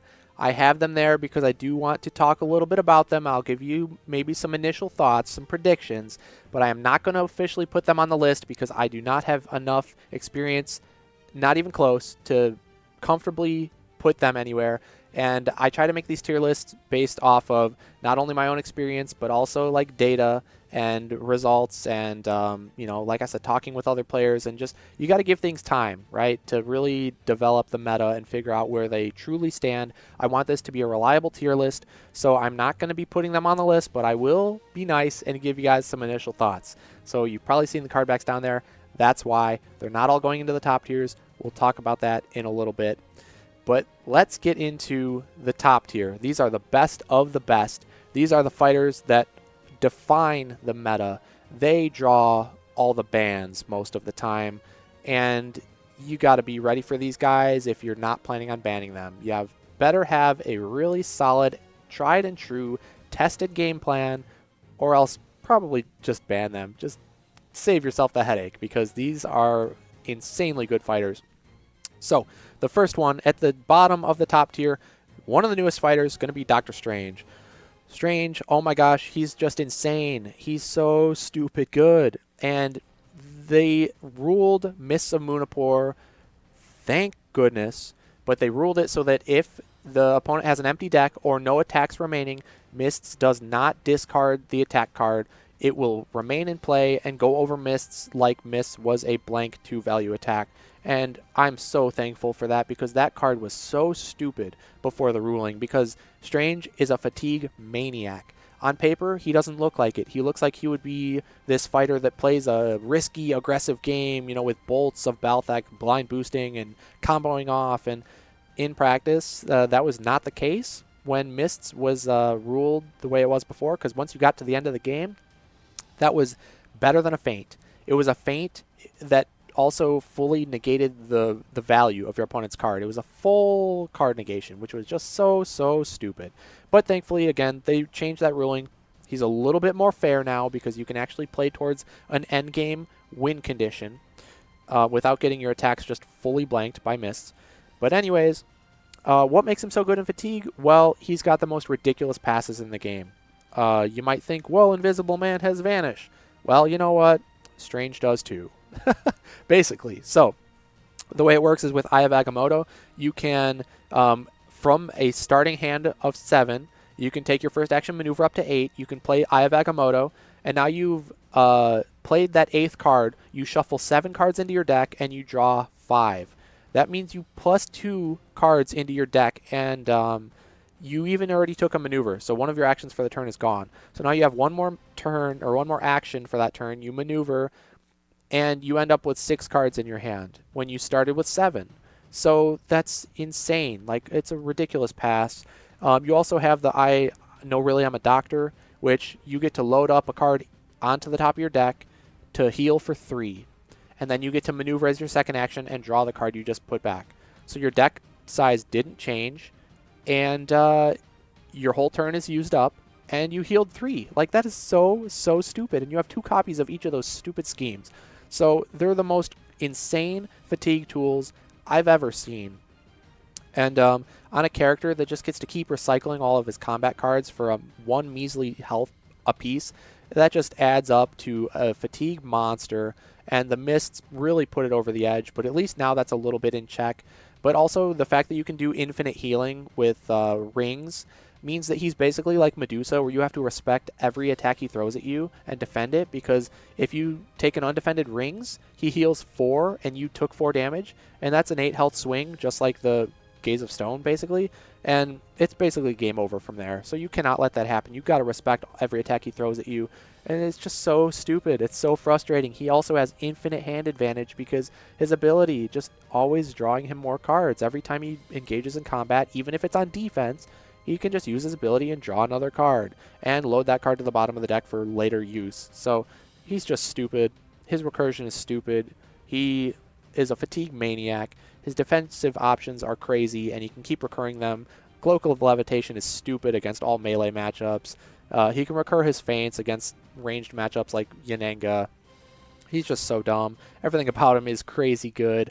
Now, I will say, though, he's a little bit inconsistent because sometimes he does have to blind boost, and he'll hit crucial cards. And sometimes he can get a hand of reds when he really needs defenses. And all the damage he's taking from chip damage from his ability definitely adds up and can make him be a little bit concerned and put him in little scary lethal ranges. But that's only in like certain matchups. I think ranged fighters do well against him, and there are certain melee fighters like Bigfoot who can put up constant pressure with massive value attacks, can also do decently well into him. But against a lot of the cast, they just don't have those capabilities, and if he gets lucky, he can even handle like those fighters. Like, it doesn't matter. If he's getting lucky and things are going his way, I feel like nobody can do anything about it. So he's really dumb. People thought he was like absolutely like the best character in the game, which is definitely not the case. He's at the bottom of the top tier here, but that's still insane. He's still so stupid good. Definitely somebody to be afraid of, and I think he draws a ban more often than not. So you got to be prepared if you're going to go up against Doctor Strange. All right, this next fighter is going to be definitely a familiar face to the top tier. That's going to be Bigfoot. So Bigfoot, he's just crazy good. And I think some people even underestimate him a little bit. They think he's fallen off, but he did a little bit from Battle of Legends Volume 2 with Wukong and Yanenga, but now he's definitely clawed his way back up because he's so good into almost all of the Marvel fighters. It's crazy. And he's always going to be at the top, right? Or at least close to it because his stats are just so good. His values are so high. He's got so many good defenses. He's got Jackalope, who is one of the best sidekicks in the game, who basically never dies, has 6 auto damage, got plenty of passes if he wants to play towards fatigue. He's got extra cancels with those Just Your Imaginations. There's super feints. He's just got it all, but it's all very basic. He doesn't have a lot of tricks. He's just better than you, and he knows it. That's Bigfoot for you. So he doesn't have random discards. He doesn't have like deck milling. He doesn't have anything auto damage really. It's all just values and just solid gameplay. His ability is really what makes or breaks him, and that's what defines good Bigfoots from mediocre Bigfoots. And it can really make a huge difference because in certain matchups, you want to use the ability very frequently and just go super aggressive on the opponent because that's your win condition is just out damage them, pressure them and land your damage and kill them. In other matchups, you don't want to use the ability at all, and because you just want to play towards fatigue and play just a solid tempo game. You really got to be able to turn on a dime as well because there are some games where you need to start using the ability when you weren't before or vice versa. And again, that's what makes or breaks good Bigfoots. And it's a lot more interesting than people sometimes give him credit for, but he is relatively basic. He's all just about fundamentals. So he's overstated, play a good game of Unmatched, and you're probably going to have some good success. Okay, next up is going to be Bigfoot's other half. That's going to be Medusa. So they have been at the top since the beginning of the game because they were both released very early, and things have not changed all that much since then. Medusa is just broken. I mean, she has 6 discard effects from the Clutch and Claws and the Hiss and Slithers. She's got Gaze of Stone, which makes you respect every single attack she throws out at you. And she's got the second shots for massive damage. She's got Glances and Winged Frenzies for passes. She's ranged move 3, which is already stupid. She's got the really actually beefy Harpy 1 health sidekicks with Hounds of Zeus to defend with and whatnot, and so she just plays a really good grind game, and of course her ability pinging you for extra damage for free just for ending in her zone. So she's got so much going for her. She's really solid as ever, but as time goes on, we're seeing more and more fighters that really do well into Medusa, like Winter Soldier and Daredevil. Those go infinite value characters really just outvalue Medusa, which is kind of crazy. Also, fighters like Black Widow can outvalue Medusa, and fighters like Moon Knight can just smack so hard that Medusa might just die. Like, her defenses, other than Hiss and Slither, really aren't that great at value blocking. So we're seeing more and more fighters who can handle Medusa, and so she's starting to drop off on the list a little bit. But she's still definitely somebody to be respected because all of those, all those good things I said about her, they're never going to change. And so it really just involves her matchup spread. And her matchup spread is getting worse as time goes on, and so she's not an auto first pick anymore. She's got her counters that you need to be wary of. So for that reason, she's not quite the top of the top, but still top 4 in the game when you're a character who is released in the very first set ever made. I mean, that's pretty insane. So you gotta still respect Medusa at number 4 up here in the top tier. Okay, and here is the moment we've all been waiting for. We are down to the top 3. You could call them the New Age Big 3, if there were a Big 3 and not a Big 1, of course. But the third best fighter in the game. Now, before I give it away, I do want to say that easily an argument could be made for any one of these fighters to be the number 1 in the game, okay? Any one of these 3 you could call the best, and I would not argue with you. That'd be perfectly fine. But we are going to put, as number 3, going to be Yanenga. I know everybody probably thought, oh, she's Big 1, and she is. She always will be in my heart. She will always be Big 1. But here's my reasoning, okay? Yanenga, her matchup spread is absolutely insane. The best in the game, bar none. I will say that the best matchup spread out of any character in this entire game because there is one fighter that you really, really need to worry about, and that is Sinbad. You get him out of the picture, I'll take Yanenga into literally anybody. I don't care who it is. Now, there are matchups like, plenty of matchups actually where like she doesn't win them by a large margin. Somebody like Luke Cage or Little Red or Houdini or Daredevil or whatever. Like, there's plenty of them that are okay into her, but do they have a winning matchup? Nah, I don't know. Maybe just barely, but against, it's all like kind of skill based, and I don't know. Yanenga's just so stupidly good. Her matchup spread is absolutely insane, so I cannot put her any lower than this here. And as new fighters have come out, she still does just fine into all the new fighters, whereas fighters like Medusa are getting more and more counters added, and they're pretty hard counters, whereas Yanenga, not the case. She can just handle anything, which is just insane. And so that's why she's going to take the number 3 spot. I mean, her effective health pool is crazy high, and her defenses, all of her cards really are just so good. She's got so much value packed into her deck. I've talked about her time and time again, so I don't need to go into the reasons why she is so dang good. I mean, you can watch my rants on my other tier lists or any of the videos, anything where I'm talking about Yanenga. I'll rave about her constantly because every card in her deck is so good. And it's just all about solid fundamentals of Unmatched. So you got to recognize win conditions. You got to just push the tempo when you need to. You got to recognize when you need to go for a combo finisher or when you need to play towards fatigue and use your attacks as passes, which she doesn't even technically have any passes. All of her fatigue game is purely based on her attacking. So you really got to pay attention to your hand size. You don't want to be boosting away cards unnecessarily. Just play a solid game of Unmatched. And I just find that really fun. Her versatility is amazing, and that's why she is my favorite character, because she can handle any matchup and she can handle any situation. And that's why I love her so much. So, yeah, she's always big one in my heart, but we're going to put her as number 3 because she doesn't quite win as hard as the other 2 fighters, being Sherlock and Elektra, coming up. I'll give away the order in just a bit, but obviously those are the only 2 remaining, because their highs are much, much higher than Yanenga's. And so if you average out all of the statistics, they're probably going to come out ahead just a little bit. But their lows are also lower than Yanenga's. I will say that. We've seen more counters to those fighters, which we'll talk about in a minute. So it was close. That's why I say you could argue for any of these 3 fighters to be number 1, but the new big 3 I'm going to say is Yanenga, Sherlock, and Elektra. So we're going to put Yanenga right here, number 3 in the top tier.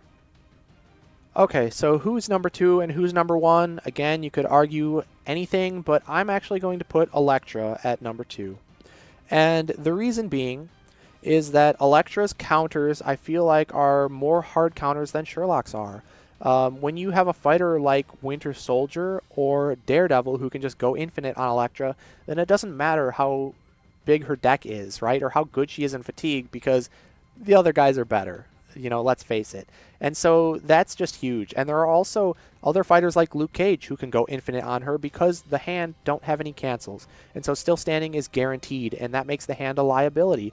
And you know what we've also seen who can do a very similar thing is now She-Hulk. She-Hulk can also do a similar thing and just cycle sensationals off of the hand for free. And so has a very, very strong fatigue game into Elektra, even though it might not technically be infinite because there's only a limited number of hand to prey upon.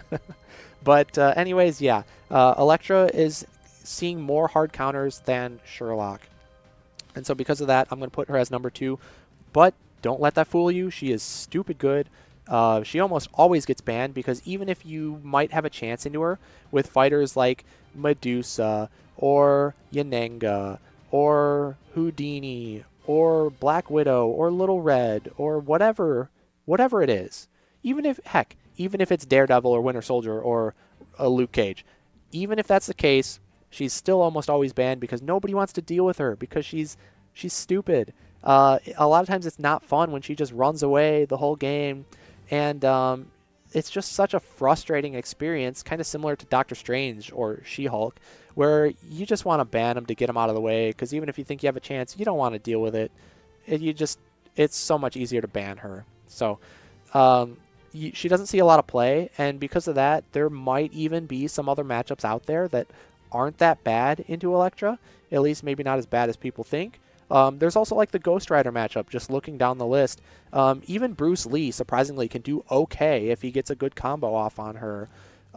Genie can do fine as well, and maybe Black Panther can do something into Elektra because you can steal half of her deck, basically.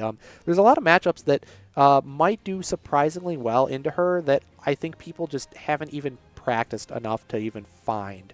Because, again, nobody wants to deal with Elektra, so it is what it is. You're just going to ban her most of the time, but there is no denying that she's easily one of the best fighters in the game. So, yeah, she's going to sit here at number 2. And we're going to move on to, I guess, the number 1 fighter in Unmatched, in my opinion. We're going to talk about Sherlock Holmes. All right, so Mr. Sherlock Holmes, get up here. You've been top dog for so long, back and forth between you and a couple others. But, man, right now, I feel like Sherlock is the number 1. And part of my reasoning for saying that is that during my tournament run in Summer of Legends, he was always the one I wanted to ban first. And the reason for that is because, yeah, there are some counters. Like, I would be totally fine playing Yananga into him.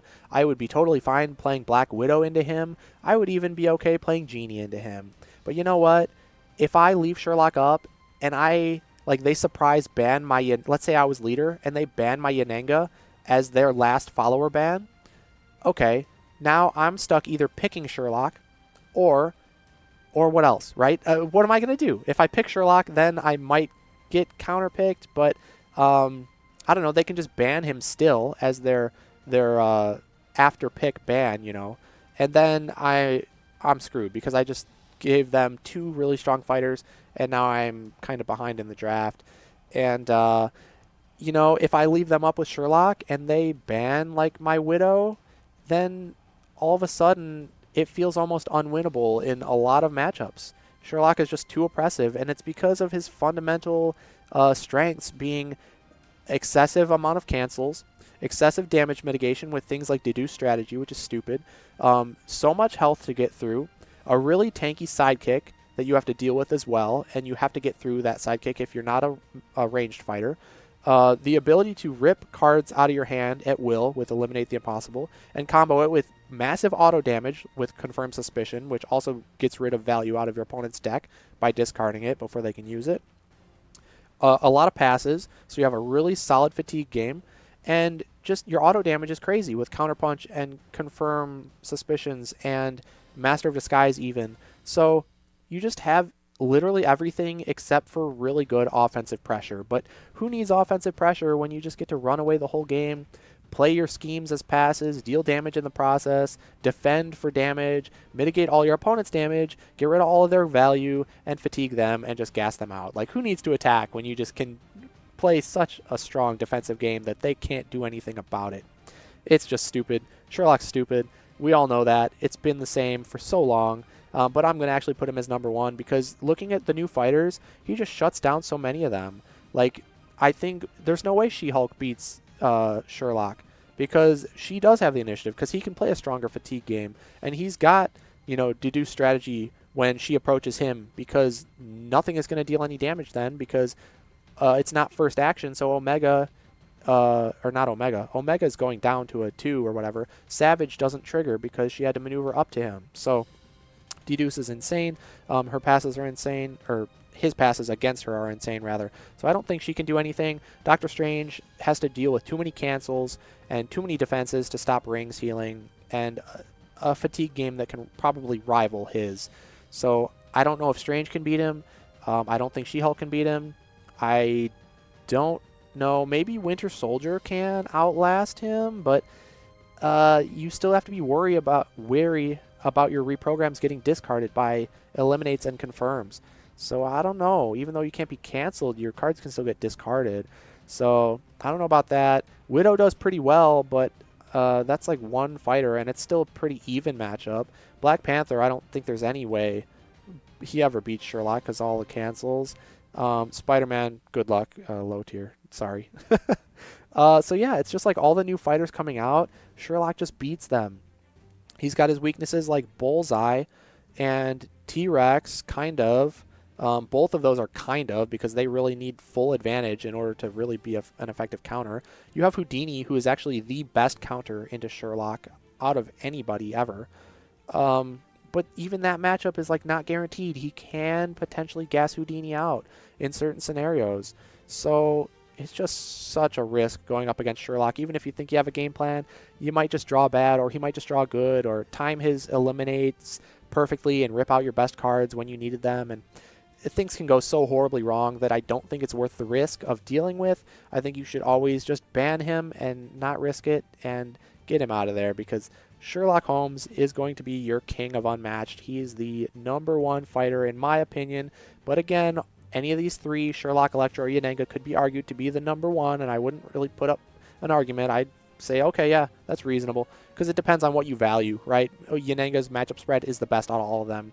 Electra is probably got the highest highs out of any fighter in terms of just shutting down matchups completely. And then Sherlock has he's the most robust, I think, in terms of just like fundamentally he's a problem.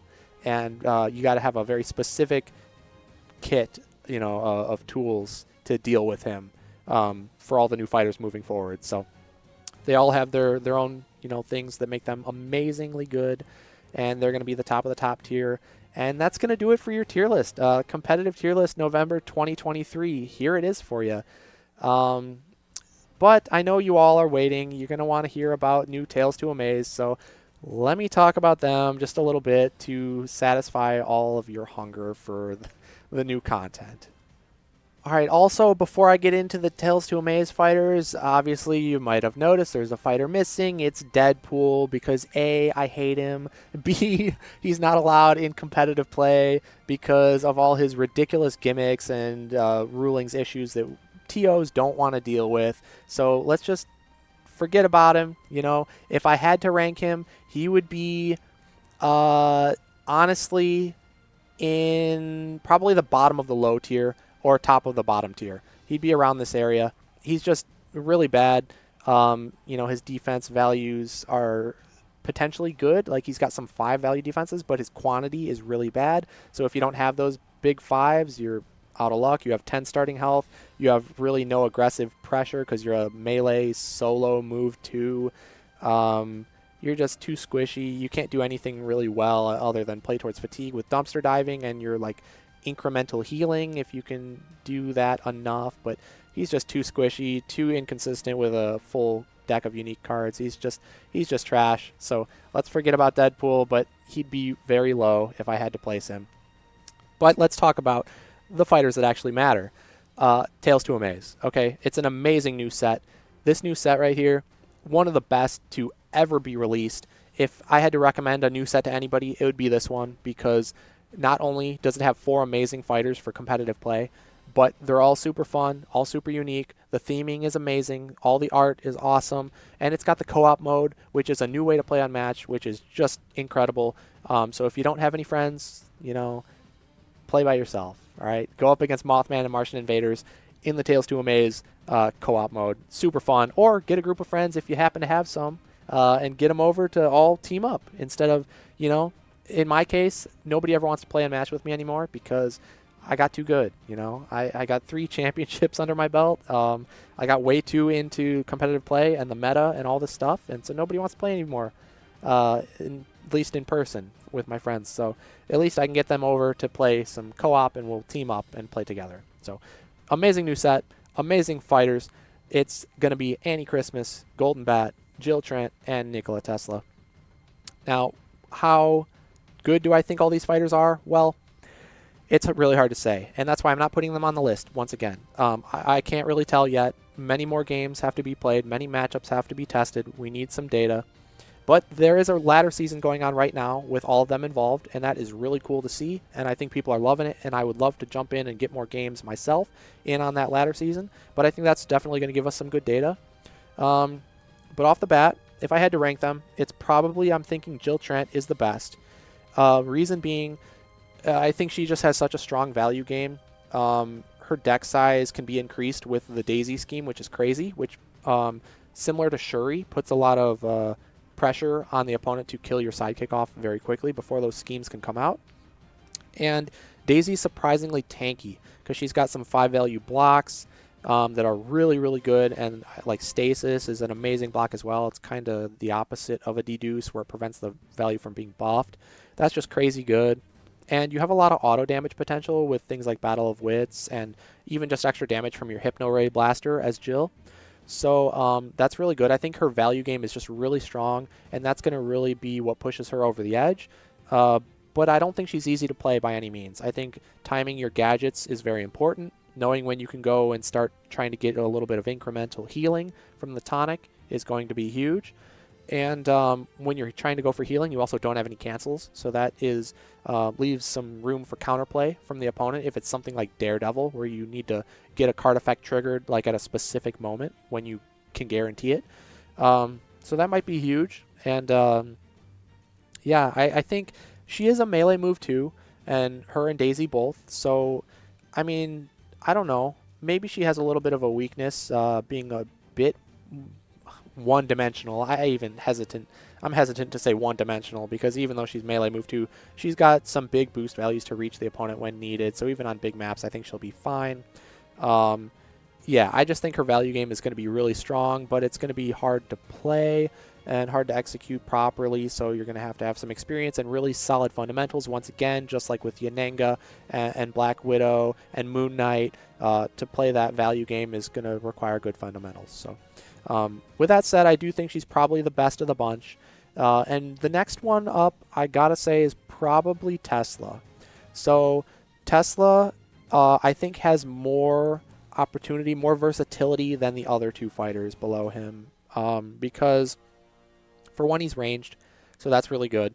But more importantly, he's got like some crazy card effects, very similar to Little Red, where if everything's going your way and lining up with like your coil management going properly, it's crazy what kind of output he has. Like he's got random discards, he's got mill discards from the deck, he's got massive value attacks, he's got healing, he's got action gain for combo potential, he's got AoE auto damage and whatnot, so he can deal with 1 health sidekicks really easy and blow them all up like the Thing, like Little Red does. So he's just kind of crazy. His versatility is just massive. It's just going to be a matter of how well can you manage the coils, which it feels very much like Little Red, like her basket, how can you manage that, or Beowulf with the Rage, but more consistent than either of those two because you're guaranteed to get the coils at the end of every turn, and you can plan accordingly. So much like the difference between Moon Knight and Alice with their form changes, where Moon Knight is on a timer and Alice is based on combat, that's similar to Beowulf or Little Red versus Tesla here. So Tesla's going to be more consistent, I think, than those two. And very, very good. I mean, he just really has everything going for him. So I expect a good Tesla player like Chad to come into the competitive scene and just make big waves with that guy, similar to how he did with Houdini and Moon Knight. I think we'll see Tesla very, very good, but maybe not quite as reliable as Jill with her value game. And next up is probably, I gotta say, Golden Bat. I would say is number 3 because he's so annoying to play against. He kind of feels like playing against She-Hulk, but just a little bit different. Because you think he might have trouble making the opponent approach him, but he's got such a good value game with Alpine recurring cards, and that other card that like randomly recurs something if you win combat is pretty reliable if you can do it when he has his ability triggered for a 5 value attack. So that's pretty huge. He's also got 3 random discards with his Vaporizing Eye Beams, I think it's called, the red 2. So that's really threatening as well. And his mobility's fine. I think he's base move 3, which is really good. And he's got his schemes, which are great for mobility. And Alpine can give you the mobility needed and just keep recycling another copy of an Alpine in your discard pile. So you just keep looping them. So you never actually lose the Alpine until you choose to pick a different card. It just gets shuffled into your deck and you don't know when you're going to see it again. But if you can keep drawing into them consistently, that mitigates all of his issues, I think, with mobility. So I don't think that's really a concern, especially with his base 3 movement. If you have to maneuver and boost and hit with a Vaporizing Eye Beams, that's perfectly fine. Also, he's got, 18 starting health, which is really high, so he's really tanky. His damage output is huge when you have your ability. So overall, he's just a lot better than I really expected him to be. So While I don't expect him to be quite as high as the other two, he'll probably be maybe around the high mid tier area. I think they're all meta relevant and all competitive, and all pretty difficult to play, actually. I think we're going to see a big reward for players who kind of main these characters and really put a lot of time and effort into practicing them and learning their matchup spreads. So yeah, Golden Bat's going to be pretty dang good. And I do think Annie is going to be the worst of the bunch just because I think she has the biggest weaknesses. It's kind of like Little Red, where I think the way to play around Annie as the opponent is to just hyper focus on Charlie first and make her use her defense cards on Charlie to keep him alive.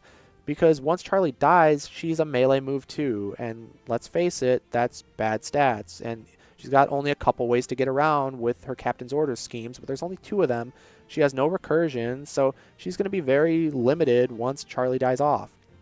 Now, that's very hard to kill Charlie because he's a total tank. He's an amazing sidekick, and it's super hard to kill him off. But once it happens, Annie's going to struggle. And the benefit mostly to hyper-focusing Charlie is not only you're going to make her much more linear once you finally finish him, but in the process, you're not battling Annie, and you're not triggering her ability.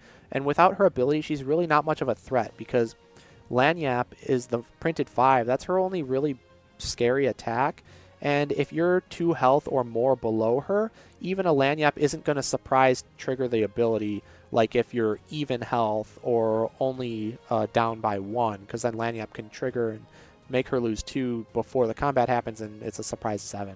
That's really scary, but as long as you're playing around that, she's not super threatening. So hyper-focusing Charles lets you just avoid her ability, which is another benefit. So I think that's just the way to play around her, and I think that's a big weakness for her. She also doesn't do very well against 1-health sidekicks because even though her scheme hits all surrounding fighters, for the 2 auto damage, you don't necessarily want to be wasting that on sidekicks because you might need that to close out the game later on as your finisher, because typically Annie wants to get her ability early, smack for some big damage, get them down to like 6 health, and then just finish off with pearls where they can't do anything but try to race you.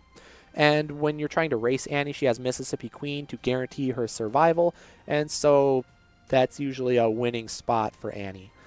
But again, I think the weakness of being a melee move too and being relatively one-dimensional is more than any of the other fighters have. So ultimately, I think what it comes down to is the other ones have a fatigue game if they want it or need it, and it doesn't look to me like Annie really has that. So well, I don't know. We'll see. I think she's still probably high mid tier, maybe towards the lower end of that, or upper low mid tier. But again, I think all 4 of them are meta relevant. They're all going to see competitive play, and they're all going to feel like they are very, very good in the hands of a capable player, so they all must be respected. And I haven't been able to say that about a set in a long time. I think King and Country comes closest in recent times because they're all quite good. And then I think before that was Houdini and Genie. They are both very, very good. But yeah, it's just super cool to see another set come out that is very solid all around with all the fighters being relevant in the meta, but not broken at the same time. So great spot to be in. Tales to Amaze is looking to be an amazing set, and there you go. That's my thoughts on the Tales to Amaze fighters. All right, and that's going to do it for my competitive Unmatched tier list for November 2023. So definitely leave some comments down below. Let me know what you thought. Do you agree or disagree with my list? What would you have changed?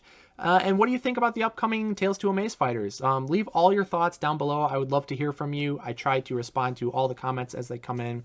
But yeah, these tier lists are always a ton of fun. I really look forward to doing these, and I know a lot of you viewers look forward to watching them. So it's always a blast. I can't wait to see what the next tier list is going to look like.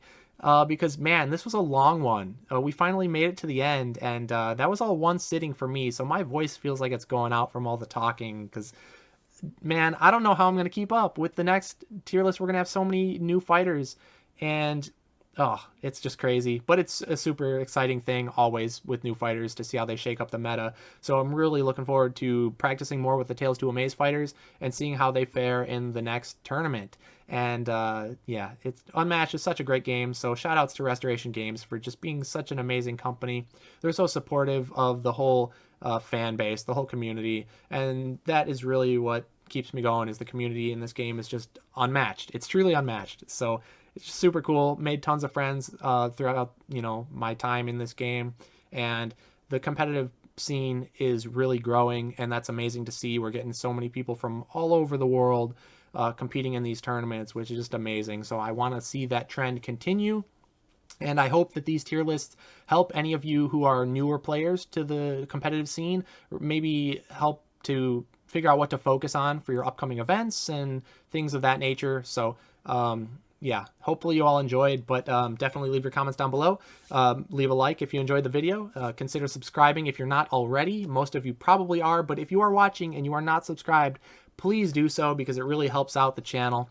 And please, please consider supporting me on Patreon because these take a long time to make. There's a lot of time and effort involved in this and matchup of the month videos that I do, and I would like to produce even more content, but unfortunately free time is limited. So with your support on Patreon, you can help me fund my editor, Darkblade, to bring you guys even more content. So if you want to see more frequent content, please consider supporting on Patreon. And that's where you can cast your votes for Matchup of the Month future episodes, as well as some other perks. And I'm looking to hopefully maybe do a bit of a revamp on the Patreon for the start of the new year. But more details on that to follow. It's still in the works. I'm still kind of just mulling over some ideas, but hoping to get some more enticing perks for you Patreon members there. So yes, please consider supporting me on Patreon. But I really do appreciate all the support from everybody out there, regardless of if it's monetary or not. It's just amazing to hear from all of you fans all over the world. So thank you all so much. And that's gonna do it for this video. So until next time, everybody, we're gonna have quite the list in the next video. But that's gonna do it for this one, everybody. So thanks again for watching. I'm Zero Skater 12, and I'll see you next time.